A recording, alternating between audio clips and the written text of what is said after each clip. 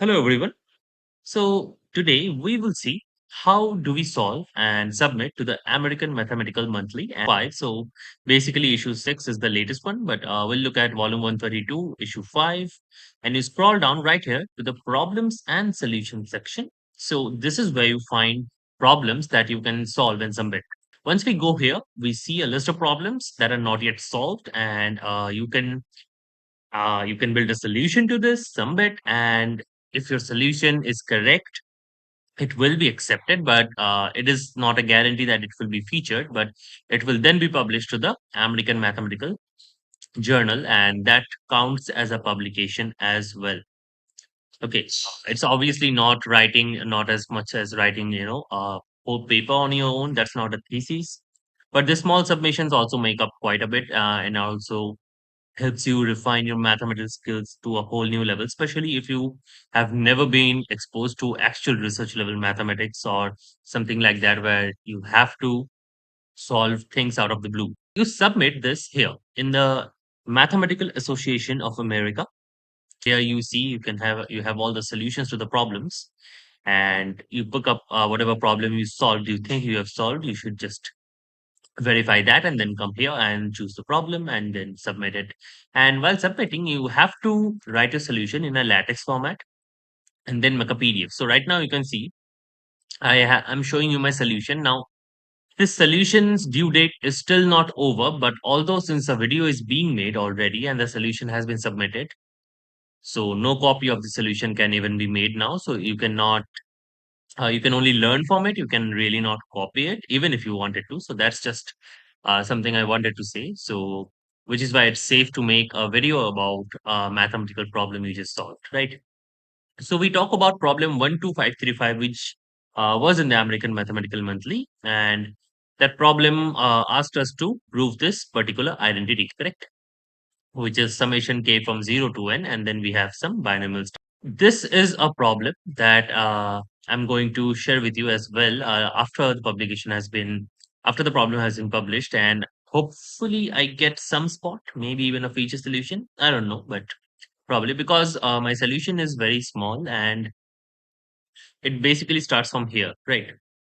So we are defining a function f of x like this, right? Which is basically the entire point because you're supposed to find the value of f of x. So it's not really something extraordinary that we're defining. And we understand that n plus kx choose n is nothing but a polynomial of degree n. Why? Because, well, it's nothing but n plus kx into n plus kx minus 1 and all the way up to n such terms, right?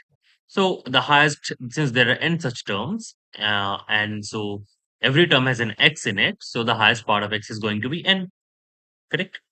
Now, if it's a polynomial of degree at most n, and this is said because some coefficients might be 0 and even the leading coefficient might end up being 0, we don't know yet. We don't know that yet. But okay, setting this is what you have as a polynomial, right?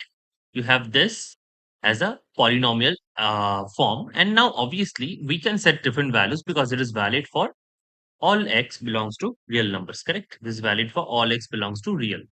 Now, setting x equals to 0 simply gives you f of 0, which is nothing. If you see here, f of 0 is nothing but a naught, which is equal to 0.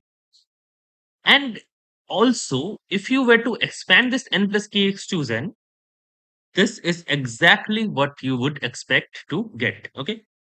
And now, if you write this entire thing as x plus 1 by k, x plus 2 by k, and all the way up to x plus n by k, and use something which we call the unsigned Stirling numbers of the first kind, which are denoted by C and R. So these are denoted by C and R. These are usually found in the expansion of x plus 1, x plus 2, and all the way up to x plus n. The coefficients of the polynomial which this produces, so obviously you understand this is an nth degree polynomial at work here.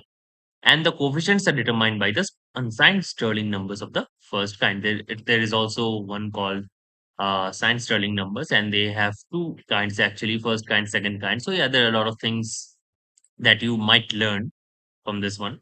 So the coefficient of x to the power r here, we simply wanted to find that out. And after a bit of calculation using Stirling numbers of the second kind as well, I reached the conclusion that f of x is x to the power n. And I would say Wikipedia was the only inspiration because Wikipedia gives you the properties. Although I have used these properties a lot before solving problems, but I needed a big refresher, and Wikipedia is best for doing that.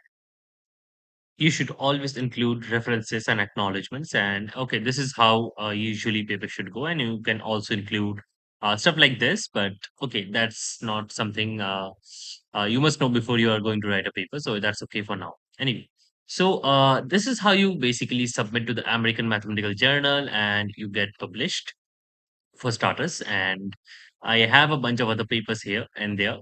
And right now I'm already working on something, which is good. But anyway, the videos on this channel would resume for the JE aspirants and the ICICMI aspirants. I hope this video finds you in good health. Thank you for watching. If you're new here, do subscribe.